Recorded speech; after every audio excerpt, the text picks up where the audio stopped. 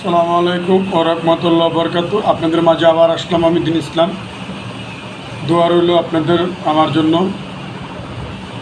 আশা করি এই যে ছোট ছোট পোলাপানরা লেখাপড়া করে তার পাশাপাশি আরবি লেখাটাও আরবি পড়াবেন, আল্লাহর পড়াবেন, কোরআন তেলাওয়াত পড়াবেন এবং কি আপনার ছোটো ছোটো পোলাপানদের নামাজ শিখাবেন, নামাজ পড়া এবং কি আপনারা আরও এই যে পোলাপান গুলি খেলে এবং কি আপনার জায়গায় জায়গায় বসে সিগারেট খায়, গাঁজা খায়, এগুলো থেকে মা ও বাবাদের বলছি, গার্জিয়ানদের আপনারা দয়া করে তাদের একটু শিক্ষা দিবেন যেন কোনো আজে বাজে পোলাপানের সাথে যেন চলাফেরা না করতে পারে, কোনো পোলাপানদের যেন আজে বাজে না যেতে পারে।